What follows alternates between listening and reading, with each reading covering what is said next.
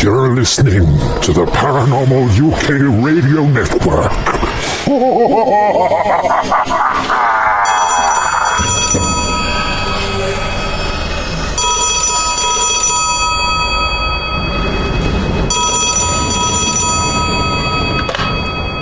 Hello? Is that the famous astronomer, Sir Patrick Moore? It is, very much so. Any news on the space front? Quite so. Elon Musk has just designed and developed 5 gigantic, state-of-the-art rocket ships. All members of Parliament, along with the American Senate, have first-class tickets aboard them, you see. They're told they're going to the moon. Told? Where exactly are they going, Sir Patrick? The new anomaly discovered recently astronomically. A huge black hole.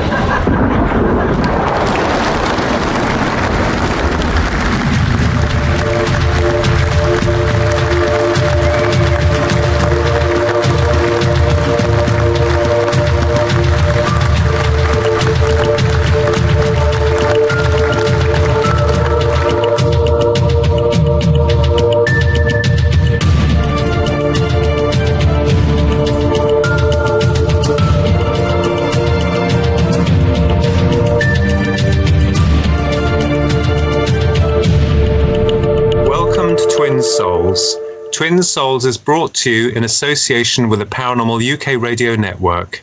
Your hosts, Ronald and Phillip Kinsella, a very warm welcome to you. Now, our next guest is someone that both my brother and I really admire. His name is Steve Attridge, and he really needs no introduction. And he's had over 100 TV scripts produced, twice a BAFTA nominee, and he's also won 3 RTS awards for Best Drama, Best Film Award, 2 Writers Guild Awards, and 2 TV Film Awards. He has 21 books published, including adult fiction, psychological thrillers, children's history, comedy. His novel, The Natural Law, went straight to #1 in the Amazon Kindle single bestsellers. He won an Eric Gregory Award for poetry and a Slam Poetry Award. 9 of his stage plays have been produced, and he has performed 2 one-man shows at the Edinburgh Festival.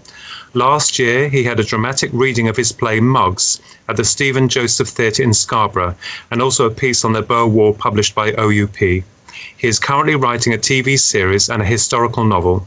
He has worked as a writer and a lecturer all over the world, running master classes, short courses, and university courses, including at Oxford, Warwick, and Sheffield. He ran writing workshops at the New York Public Library.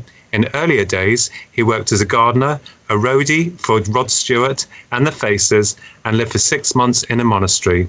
Hello, Steve. How are you? I'm very well, thank you. What a wonderful introduction. Well, what an amazing career that you've had, and an amazing guy. And we're really delighted to have you on our show. And tell us a little bit about yourself, Stephen, about how you got involved in the things that you do. From early childhood, I wanted to be a writer. And for me, it was a question of survival, I think, because I grew up in a very tough North London working class area, and lots of bullying at school. And I was never much one to join gangs, so I was quite isolated. But what I discovered was that if you could make people laugh, or if you could tell them a story that amused them and kept their attention, they tended not to beat you up. So I think that for me, language was a means of survival, and it has been ever since, really. And I never believed for a moment that I would actually earn my living as a writer. So when the opportunity did come, after many years of struggle and serving an apprenticeship, I was thrilled, and that's what I've been doing ever since, just finding my way through. Leonard Cohen used a phrase which I think is very much how I see the sort of thing that I do. I don't have a very fancy notion of it. He talked about going to the chalk face and down into the caves and chipping away, and then you find something and you bring it back to show people, and sometimes they like it and sometimes they don't, but and that's been my experience. Sometimes they like what I write and sometimes they don't. Yes, and also you're a very powerful speaker. My brother and I have watched some of your talks, and you really have a great intellect and a vast knowledge of the political world, the corruption, and also the justification for what's going on. And I know that you've come on our show to talk about fear of ourselves, which I find very interesting. So do you want to go into that, Steve, about your thoughts on us as human beings and the way the world is operating, not all for the good reasons, obviously? Yes, I would like to, and to outline what I think about it, and then to talk about possible ways of getting yourself out of it, of possible solutions. I think it started for me with my work, and I realized at some point that even when I was writing children's dramas and comedies, it was always about people overcoming obstacles, which is a very classical notion of drama, of course. You know, the tragic hero has to overcome obstacles, and if they don't, then it's a tragedy, and if they do, it's a drama. Yes. And that often those things are to do with fear, and it got me interested in that. And I started to read a lot about the psychology of being frightened and putting it together in different ways. And it seemed to me that that fear is endemic to being human, and that lots of people I know are frightened of growing old, of dying. There's fear that your body is carrying some fatal disease, which of course it is. It's called mortality. But worrying about this might make it worse. So in some sense, I think a lot of people, particularly in the West, we fear our own biology and the fact that we are mortal, and find it hard to come to terms with the fact that all organic life is mutable. So we've got an inordinate fear of death. And it seems to me that sometimes that's often fostered by religious versions of hell. You know, in many doctrinal versions of heaven seem as bad as hell. And also, you know, we live in a society that's obsessed with youth and staying young. And to some extent, I think that keeps us all in an infantile state. And I got interested in the growth of, I don't know a lot about it, but I've read about it. I've never been to meetings, but the idea of death cafe culture, where people can just meet and have a coffee and talk about death, you know, and not make it a taboo subject. Yes. So it seemed to me that related to something that R.D. Laing, the psychiatrist, who seems to be out of favour now, but he called psychophobia. And what he meant by that was that human beings seem to have increasingly a fear of their own minds. And he looked at the acceleration of the number of phobias and medically defined illnesses and human experiences that were seen as abnormal and needed treatment. You know, that so much of human experience was coming under the category of abnormal or mental disorders or psychological or emotional problems that require experts and special treatment. And as such, he said, our field of experience narrows as our fear of transgressing or becoming ill balloons. And whereas he thought that even barking insanity, you know, might be a perfectly natural adjustment to a totally unnatural and strange world. You know, madness might be a breakthrough rather than a breakdown. And it sort of connected with things that interested me when I was a young man. I was very interested in the poetry of William Blake. You know, so here's a man who was poor all his life, but was unafraid of himself. There's a great story that he stopped a conversation with someone in his little London cottage because he saw the ghost of a flea in the corner of the room, and he wanted to draw it. Now, you know, in a conventional sense, this is madness, but it seems to me he was someone who was unafraid of his own imaginings, and that's always interested me as a writer and in other people. So increasingly, I started to think that what we call normal is really a product of repression or denial, projection, introjection, and things that are destructive on our experience. And I'm not conventionally religious at all, but I've always been a great fan of biblical stories. And I love the line in Philippians, work out your own salvation with fear and trembling.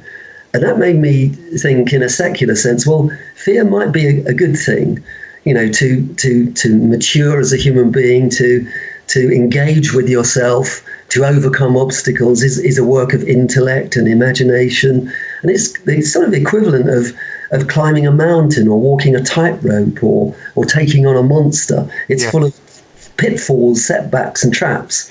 And fear is a part of this. So I thought, well, fear is useful. It depends how you use it. I love the story of Jonah and the whale. And it seems to me that story is partly about Jonah gets swallowed by the very incarnation of something huge and terrifying and fearful.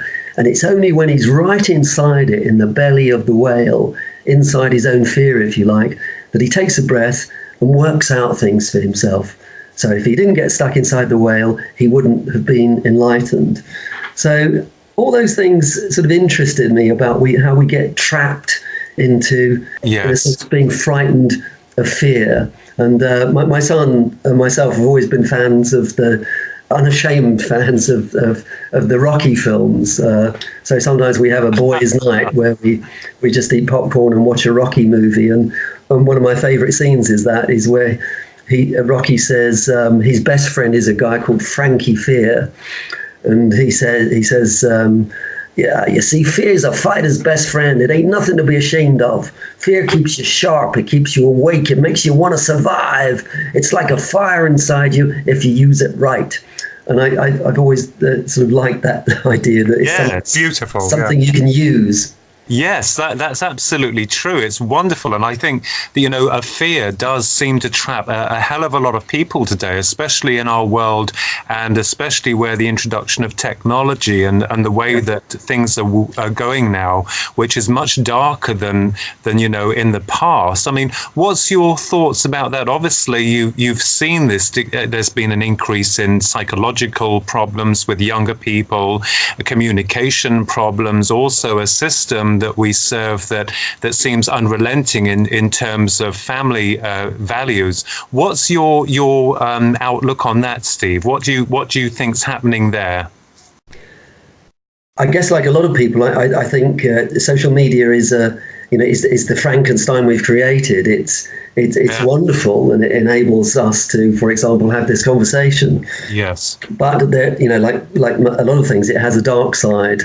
I think the fact that people spend too much time on screen creates a fear of others in reality, a fear of face-to-face contact. I notice so many young people often can't meet your eyes when you're having a conversation.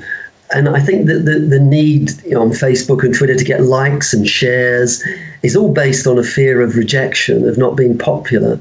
So it's like a big hot air balloon. And within social media, we get popular images of beauty and glamour and celebrity. And that in turn creates fear that you're not glamorous enough or popular enough.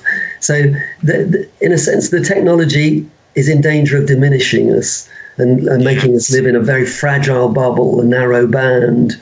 And equally, we get, we tend to, the technology places us in groups of like-minded people.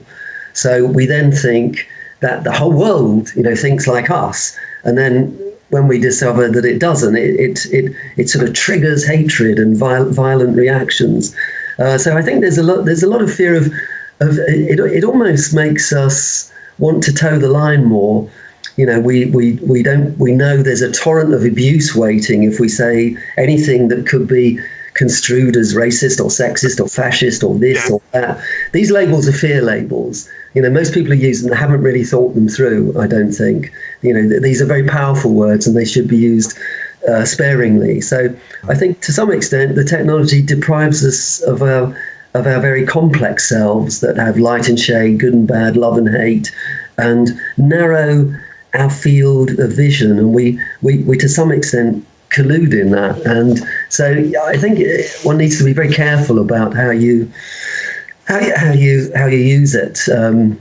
Tony Benn, I was a great fan of. He says, there are two ways of controlling people. The first is to frighten them, and secondly, demoralize them. And of course, they're related.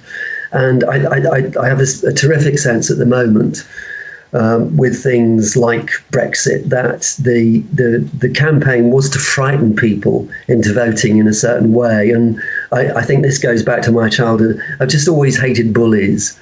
Yes. It's one thing to explain to people a point of view and then they're free to accept. It's another to bully them by saying, if you do this, your children will get the plague, you'll lose all your money, your house will be taken. But if you do what we say, we'll look after you. Yes. And I find that's slightly sinister. You're right there, Steve, because I have myself, being an outsider, I've been watching for the past 3 years the media manipulating thoughts and all in favour of staying in the EU. That's a very interesting thing, and they have been using scare tactics. It's quite frightening to think that we look up to these people and they turn into monsters, that they start throwing their dummy out the pram when things aren't going their own way. But yes, that's right, Steve, that's absolutely correct what you said. Yes, no, I absolutely agree. And within that way of the world, I think we're increasingly taught that the world's full of victims and oppressors, and if you're not one, you must be the other. And I did, before I became a freelance writer, I did spend quite a few years working in universities, and I felt very much an outsider in that culture, because it seemed to me it was in the little areas that I worked in, which was literature and history and a bit of film, that the way of looking at the world was becoming increasingly narrow. It was identity politics, and that the world is full of victims and oppressors, and as I said, if you're not one, you must be the other, and that the history is somehow reduced to this simple axis of power, this simple dichotomy. And I don't see history like that. I think history is much more muddled and much more complex. And to look at the world like that, it means you simply put people in boxes. You're a single mother, you're a disabled person. One tends to lose sight of individuals with that, and it creates a climate of fear, and it stops us taking responsibility for ourselves, our actions and our lives. We live in fear of being either a victim or an oppressor, and then it becomes what really gets my goat is where it leads into the erosion of or the decline of free speech. Yes. And I so resent not being able to, even in my own family, to have difficult or dangerous conversations, because they're the ones that it seems to me, are essential to progress and transformations in your own life and in society. And I did find that in universities. There was a political correctness creeping into all kinds of departments, including the sciences, but certainly in the liberal arts. And there are things that you weren't allowed to say, debates that you weren't allowed to have. There was a view that there is one way of looking at the world, which is basically a left-wing view of the world. And nothing against we need left and right. So yes. But I don't want to be put into a little box and as though I only have one view of the world. But I want to have the conversations, and increasingly I found it difficult to, because there's a kind of policing that goes on among the academic community and even among the student population. I mean, there's some terrible videos on YouTube of American academics being screamed at by students for saying the most innocent things, and those kinds of things really worry me, because I see the landscape of language being reduced and slowly sinking into the sea. I read recently that the average vocabulary of a person in the UK shrinks visibly every year. There's a significantly less number of words that people use. Yes. And I think that's really dangerous, because language is obviously related to thought, and language and thought are related to the unconscious. And when you try to police all those things, I think you stop being in touch with what Stephen King calls the boys in the basement. Your unconscious, the world of transgressive and strange and forbidden things, which we need to explore. Yes. There was a playwright who said, the stage is the place where we need to bring out our monsters, not prohibit them from being on the stage, so we can look at them, we can share them, and we can talk about them. Yes. So I think that's something that's always interested me in my work, it's forbidden territories. Yes. People who will say the unsayable or will go the extra mile just to see what happens, because that seems to me is what is exciting about being alive, and what I was initially excited about in education. But I do think it's now the students are taught what to think and not how to think. Yes, it's rather like destroying expression, isn't it? It's destroying expression.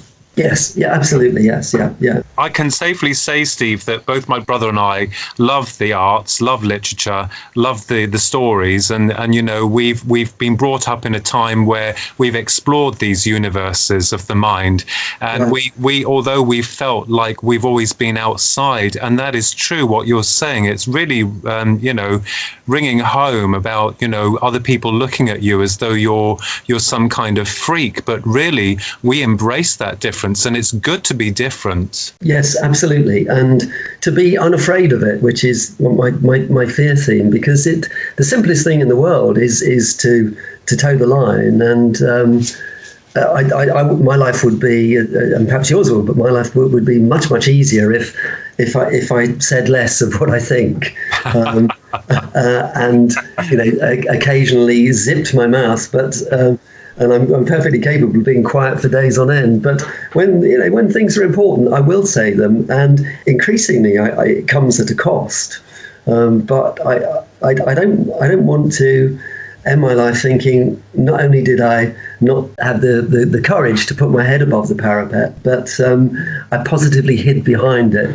Then I would consider that life to be a failure. So it's really important, I think, to try and encourage other people to be unafraid. And it's a good rule of thumb, I think, is if everybody is walking that way, it's a good idea to look the other way, because it might well be more interesting.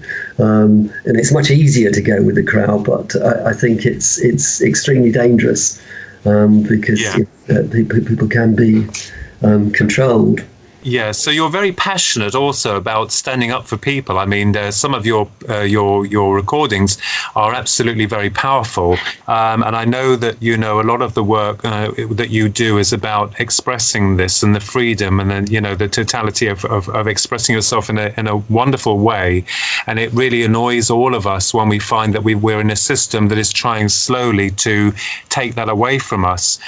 Do you believe that the system in which we serve is actually behind this? Do you believe that the system is trying to destroy individuality or creativity in any way? That's a really interesting question. For all of us, it's a work in progress, working your way through this. But increasingly, I do think there are cabals of people with an agenda. Yes. And I think that's one of the reasons why I'm so passionate about trying to get out of Europe, because when I was growing up, it seemed a good idea, European nations getting together, and then you find out who's actually making the decisions.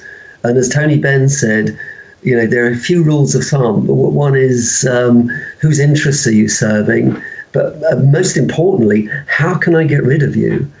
And when you can't get rid of people, then it may well be that there's something sinister at work. And the more I've read about the history of the EU, and I'm just writing a little thing at the moment about a document that came into the public domain after 30 years that Ted Heath signed, which makes it absolutely clear that the plan all along was to dissolve nations into a heterogeneous, into a kind of homogenized mess of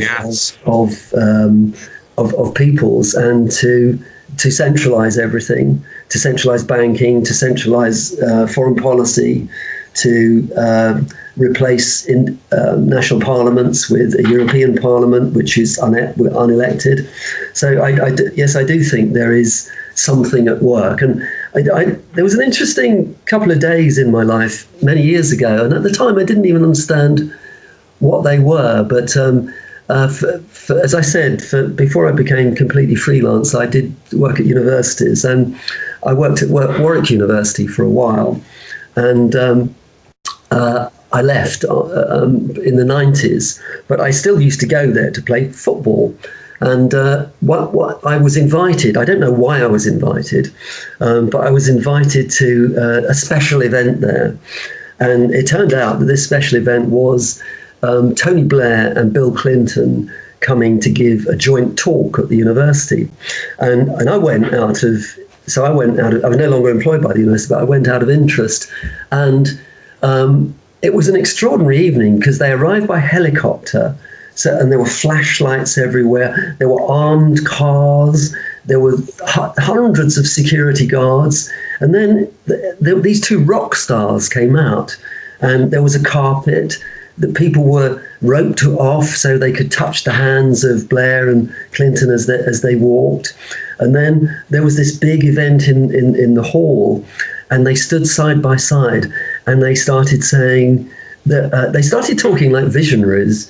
And it was very theatrical. There were spotlights on their faces, and they said, "We're so honoured to be here and to welcome you to a new world." Instantly, my warning lights start going off in my head. What does this? And they said, "This new world is like nothing has ever happened in human history. It is global. Everything is going to be global, and there will be a central office which will make everything equal for everyone in the world. There won't be any poverty. There won't be any misery. We're creating a global community, and the two of us coming here tonight, we're telling you that we're kickstarting that." And I looked around, and everybody was smiling and thinking, "Oh wow, we've got these two big wigs here," and I was absolutely horrified because I thought I've been teaching a course, on utopias, and the thing about utopias is they're very frightening, because they're actually usually dystopias, and there's usually a small group of people controlling people. And I thought, am I the only? I don't think I'm particularly clever, but I thought, am I the only person sitting here who finds this frightening? And of course, this is many years ago, and it all came home to roost. There was that, and more or less the same time, I went to a talk at the university by one of the kind of French critics. Derrida, who was the kind of, as you probably know, was the guru of postmodernism. And he talked for 3 hours, and it was, the academics were just wetting themselves like groupies. They were honoured to have this kind of global academic superstar. And he talked, as far as I could see, just nonsense. Because what he was saying was, language is not referential. There's no relationship between language and the real world. It's just a game. So therefore, there can be no ultimate truth. So there's no point in us talking about political truths. He was saying that. And he was also saying there is no such thing as an individual identity. There's simply the play of words and the play of possible selves and identities. The world is essentially unreal, and all we can do is just play around in this. And it's post-structuralism and postmodernism was very clever. Superficially so, but it didn't appeal to me because I've always thought there is actually a real world where things happen, where people get hurt and live and die and love and do things. And I'm not going to let go of that because of some kind of... So those two things coming together, this kind of global vision of the world, and this world where there's no language, there's no human identity, they seem to dovetail into each other. And I thought, there is a door opening to a new modern world that's really scary, but I'm going to explore it in my own way. And I think it's probably going to prove very troublesome and very difficult. Yes, it's rather like the series Blake 7, which, by the way, my brother and I absolutely loved. And looking back on that now, it certainly does seem to ring some truth. You had the Federation, and you had, of course, Blake 7 that was opposed to any form of control and dissidence. And I think that the way that we view the world, much like you do, we believe in soul survival. We believe that, that there is a continuation of consciousness, and that there is love, there's the freedom to express yourself and to create. But the world that we see now through our eyes, obviously, you're very much on ball with all of that. What we can see is this kind of like control mechanisms slowly creeping in, and our rights being stripped away from us. And my brother and I refuse to change in our beliefs, or no one's going to force us to believe in their doctrines, I'm afraid. I think, Steve, as you're saying, Steve, as well, I get the impression you're referring to technology helping to assist with this agenda as it becomes smarter when people get plugged in. I understand what you're saying. Yes, I think so. I mean, there are things that are way beyond my understanding, but this idea of smart dust, sort of technology drifting through the air, and also the idea of plugging the human mind directly into the internet, and it sounds very sexy to people. Oh, I'm going to be as intelligent, as knowledgeable as Wikipedia. I'm going to have. Well, no, you're only going to know what you're allowed to know. That's what is scary about that. The extraordinary thing about the human mind is that it constantly surprises oneself, and that seems to be one of the joys of it. And once you plug in and take that away, you're unknowingly conforming to a program and an agenda. I mean, even very populist films like The Hunger Games. I thought they did that very well. Entertainment as diversion, but extremely violent, and people get caught up with that and can't see what's really happening. And I'm also a big fan of Jordan Peterson's idea that you start with yourself. In a sense, it's much easier to have a grand vision for things than it is to address things in your own life, and to encourage those around you to start small.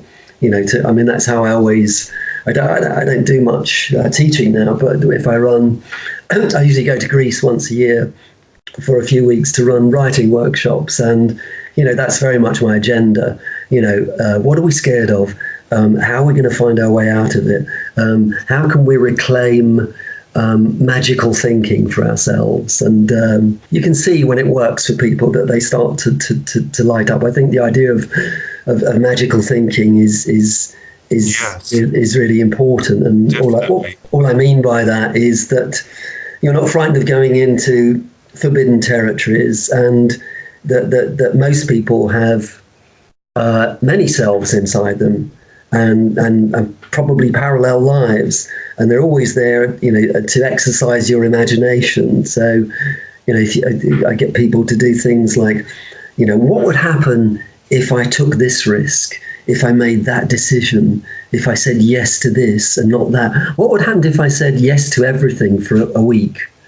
Let's think about the actual possibilities, and then you start doing that, and it becomes hilarious. But you can see what people are doing is that they're just unlocking themselves a little bit, and they're opening up to different possible selves and different possible identities for themselves, so that you recognize that you're a tiny dot of consciousness on a remote planet, but you're also a universe of possibilities. And I'm a great believer in that what doesn't happen to you is as important as what does. The things that you could have done, the girls or boys that you didn't kiss, the lovers that you didn't have, the jobs that you wanted but didn't, but we carry around these other alternative lives that never quite took off, but you can imaginatively get in touch with those again. And then I think people start to own and occupy their own experience more variedly and more colourfully. Fascinating, absolutely fascinating. I do agree with you, Steve, because I've always thought as a soul that we come into the world with no experience, and then we build upon that. We record everything, and then when we finish our journey on this plane, we then encapsulate upon all of those emotions and feelings that were sent out that obviously weren't all executed, but could be used as probably an expansion of yourself. So I totally understand. It's really beautiful the way that you've said that. I think that would relate to so many people who are looking to go past that fear of how they can take control of their lives and be the person they really want to be without having to fear what other people think. I think that's beautiful. I think that's wonderful.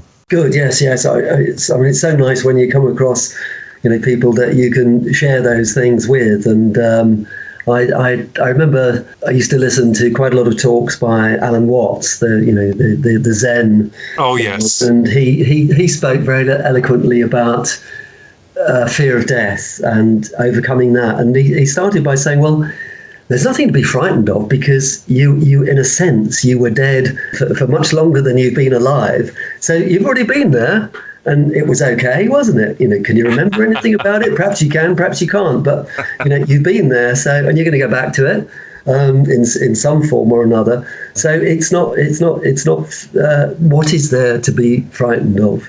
Absolutely nothing, right? I mean, one of the things I do with groups is, they're very simple, but I think the simple things often work. Write down 10 things that frighten you, and then as a group we talk about 10 inventive ways of overcoming them.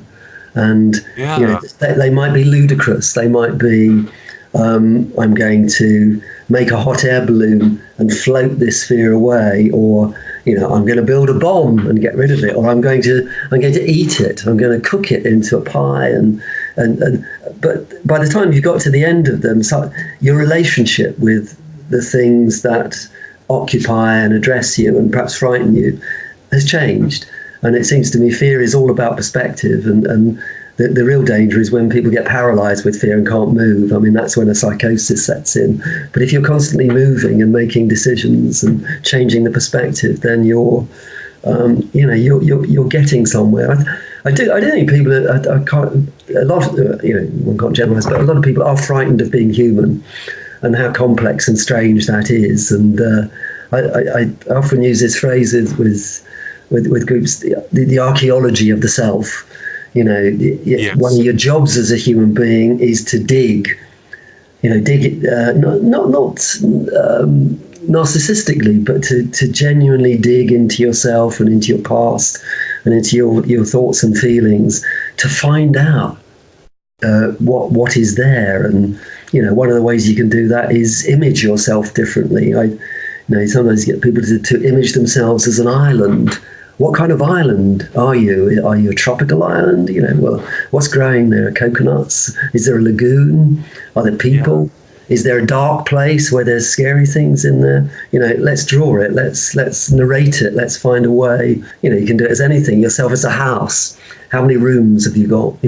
What's in the basement? Oh God, scary stuff. What's in the loft though? Your aspirations. And I think often the kind of imagistic things are an unlocking device. They don't necessarily solve things for you, but they take you somewhere. And I mean, that's partly how I work anyway. But I think it's something that's grown up with me over the years of trying to move forward and carry the journey on.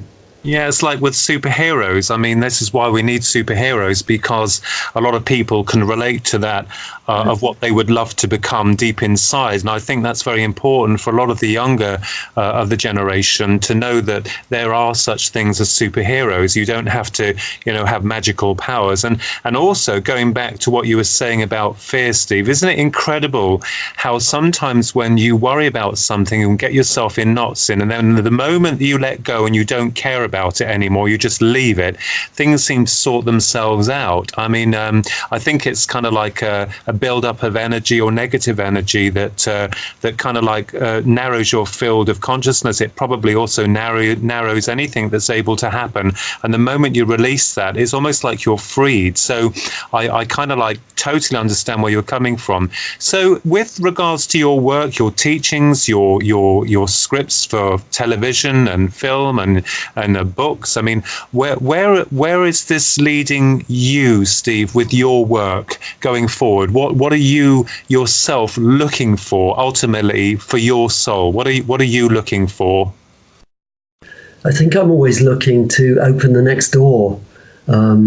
Yes. I don't think I have an ultimate goal, or there's not one that is obviously visible to me. But I think it's a series of corridors and you walk down one and that's interesting, and then it's the next door and then the next door, and there's always some kind of hidden delight in all of them. And I think my ultimate goal is, I never want to stop questioning things, Yes. even if that costs me. And I questioning things. I always say to people, people say, one of the things that people say to, and they perhaps they do to you as writers and painters, but where do you get your ideas from? Well, it's always an odd question, because everyone has ideas, I think. But I say, well, what I do is I interrogate life, and that invariably leads to narrative. So I'm going to give a very simple example of a children's story I wrote, which was, I do what Stephen King says when he starts a new book. He writes down his 10 current bears, and by that all he means is his 10 things that scare him. The bear, the big scary bear, and then he pins that to his screen, and that's a sort of template for the book. It's very simple. So I took that as an idea, and I found it very useful. And some years ago, I was writing a children's story, and so I just wrote down things that scared me when I was a child. A lot of them were kind of universal fears, but including one, which is I was scared of the hand under the bed. So if you've got to go to the bathroom in the night, when you get out the bed, there's this hand under the bed who's going to pull you under into some kind of terrible dark world. So I've got my fear, and then I interrogate it, and the best question you can ask to try and generate a narrative is, what if? So I started to say, well, what if this hand isn't out to get me? What if this hand is like me, a bit isolated, a bit lonely? Maybe it wants to be my friend. Okay, now I've got a hand as a friend. If it's a really clever hand, it can do my maths homework for me that I can't do.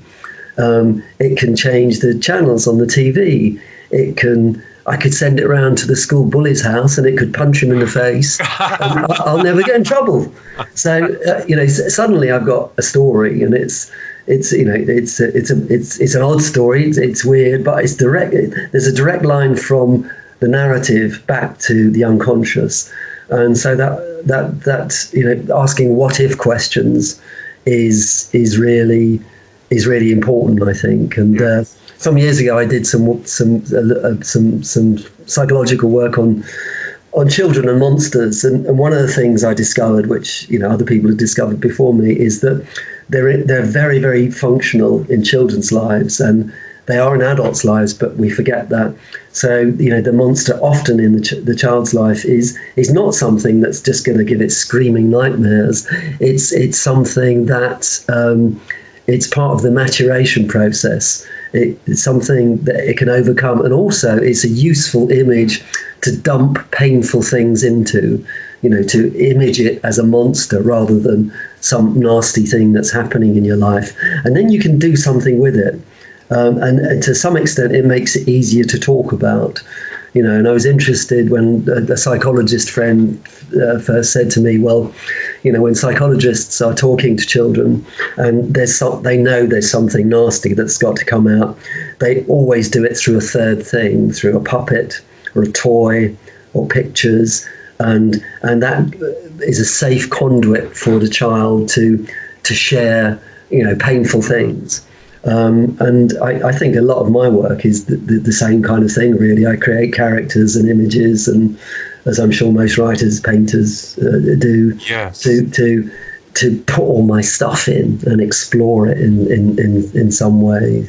So I've got to tell you, Steve, also that with what you're saying there is incredible. I think, you've given us some insights there already. But one of the things that I found the most horrific that I could never get my head around was the film Alien. Do you remember that film? Yes. I just used to have nightmares about that. Do you notice, Yes. as Steve is saying, is that if you see the monster fully, it breaks everything. It doesn't work. When you only see portions of it, or you never see it, but you can hear it or feel it, that's when it's horrific, isn't it? That's the true. When you hardly see it, or you see shadows or parts of it, it becomes very horrific. In fact, worse.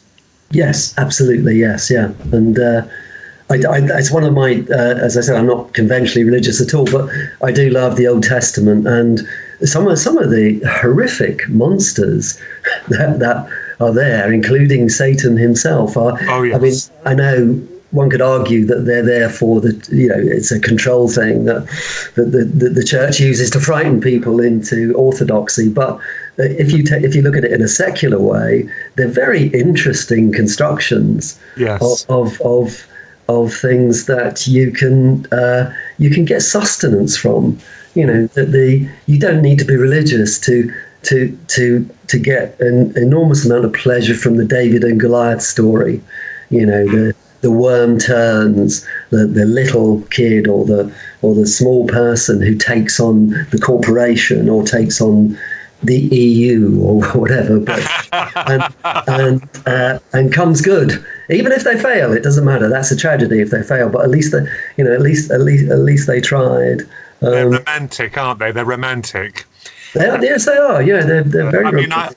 We're not religious at all, but I, as you're saying, the very interesting point there, Steve, I have a fascination recently of Lucifer, of the tales of the underworld and things like that. But yes, you're absolutely right. And what you've said about fear is spot on. Absolutely, isn't it, Philip? Yes. And what I want to ask you, Steve, also is that with regards to your belief in the shaping of what we are, do you believe that we had been created, or do you believe that we just simply evolved by accident? I think I believe in evolution, and I think evolution is an extraordinary story of itself. Yes. You know, the transformation of forms, the transformation of organisms from one thing to another. I find that a very exciting, a very exciting story.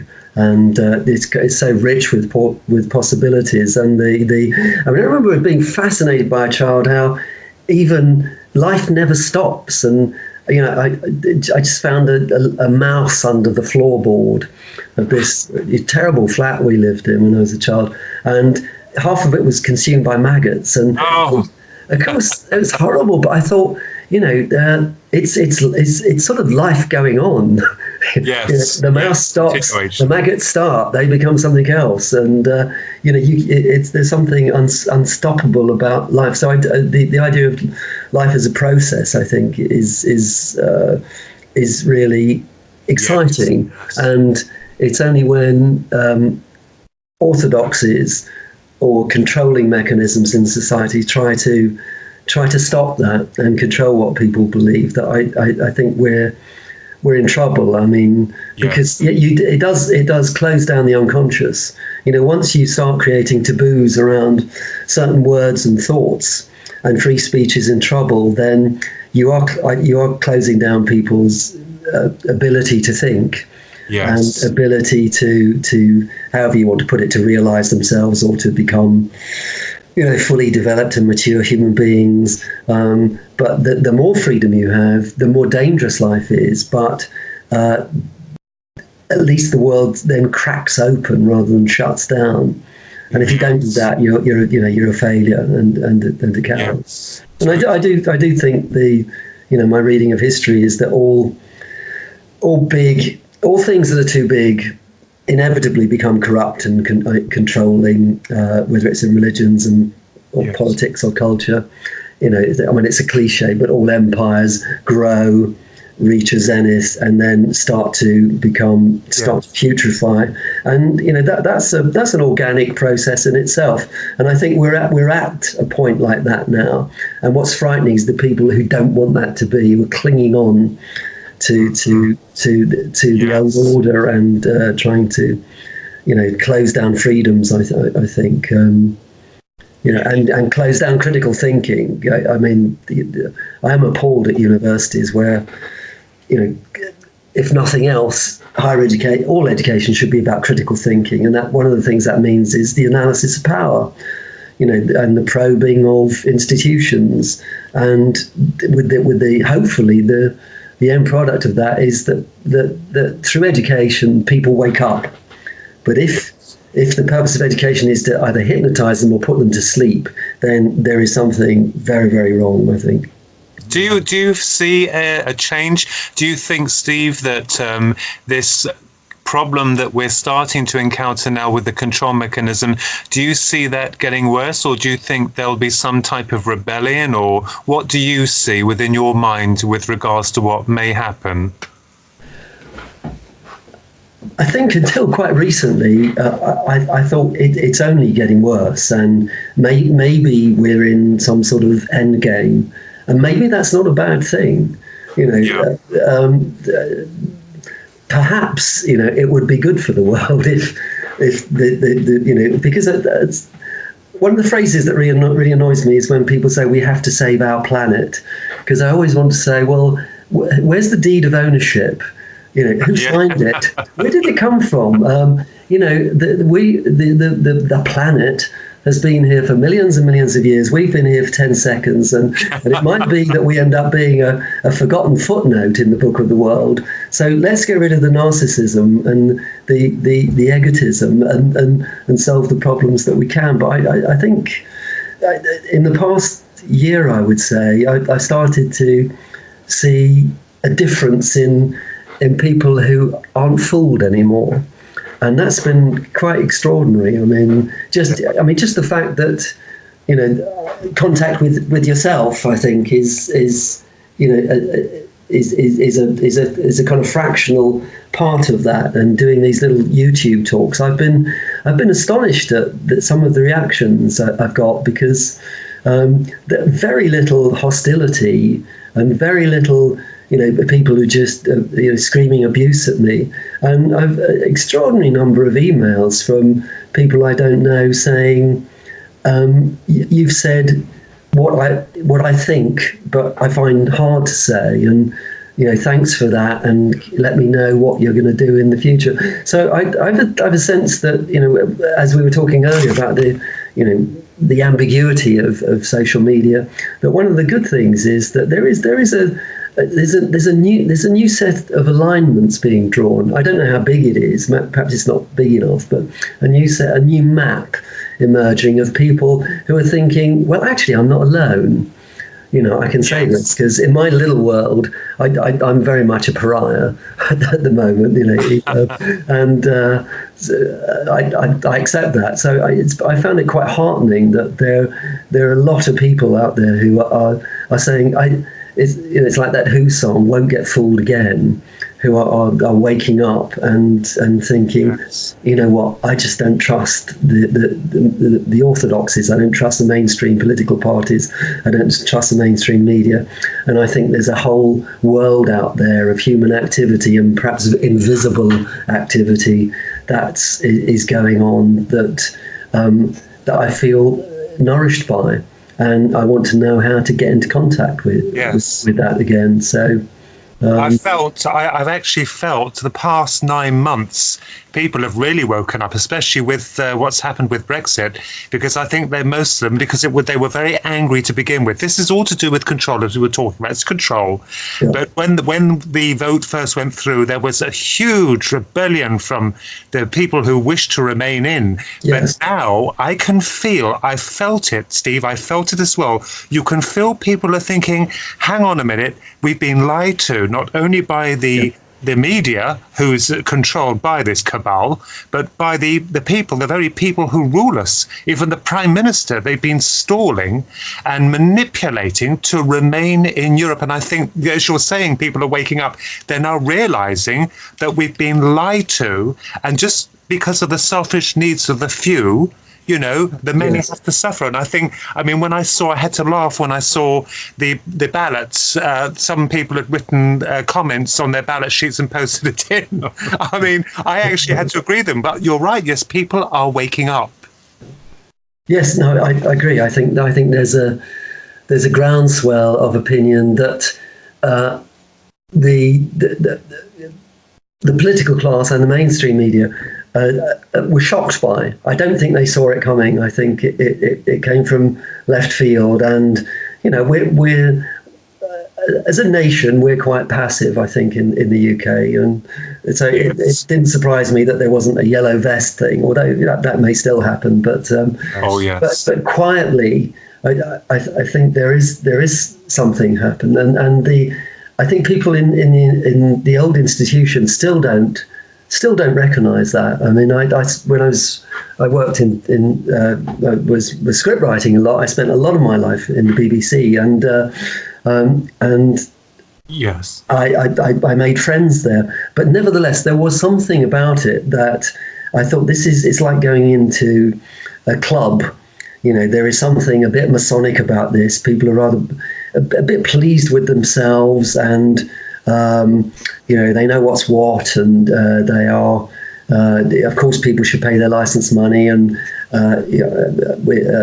expense accounts should be large because we're doing quite an important job. There was something about it that I always felt slightly uncomfortable, but there was a smugness, I think, and there was certainly a smugness towards its audience in some quarters, not in all. I mean, I worked in children's television with some wonderful people, who were certainly very good friends. But overall, I think there was something about it that was self-contained and smug and out of touch. And even growing up, I used to say to my parents, well, how do you know what they say in the papers is true? And they think, oh God, here goes Steve again, asking questions. Well, it's true because they say it is. So it's not a very satisfactory answer, isn't it? And they say, well, but that's the only one you're going to get. So I thought, okay, the only way forward is to think this through for yourself, and to engage critically with the world and with the institutions around. And I think also people have a sense that. I don't know if it was the same for you, but when I was growing up, I did have a feeling there were safety nets around me in terms of health, education, law and order, if you want to call it that. And I don't think that's the case now. And I think an increasing number of people realise that, that these are failing industries, and that the people who make the decisions aren't making those decisions in the interests of ordinary people like myself. They're making decisions on the basis of retaining power. Yes. And I think that's the problem of career. It was interesting, I think, that the rise of the career politician paralleled the rise of the career academic. And it's also, Steve, you said also here that refocusing on the individual as the prime focus for collective action. I agree with you 100% on that.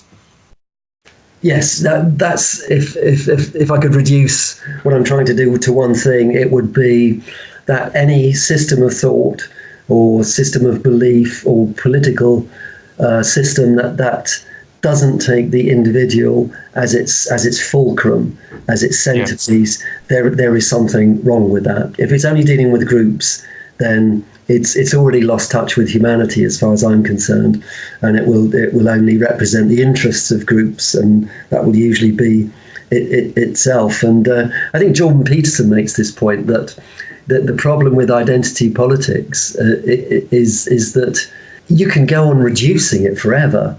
Okay, this woman is black, so she's a victim. Oh, she's black and she's a single mother. Oh, so she's a double victim. She's disabled, so she's a. How far do you go on reduce? Yes. The number of categories becomes hopeless until finally you end up with the individual. So, which is, they kind of know that, so they're very cagey, I think, about playing with that game. But anything that doesn't have the primacy of the individual. Wonderful. Do you know, Steve, we are drawing to an end, but first of all, before we sum up, we want to thank you so much. You're such a remarkable gentleman. I mean, you're so in the know. You're very intellectual. You're very you're accomplished as well, an accomplished gentleman with all your books and scripts and things. So tell us, you're working on a book at the moment, aren't you? A historical book as well? Drama?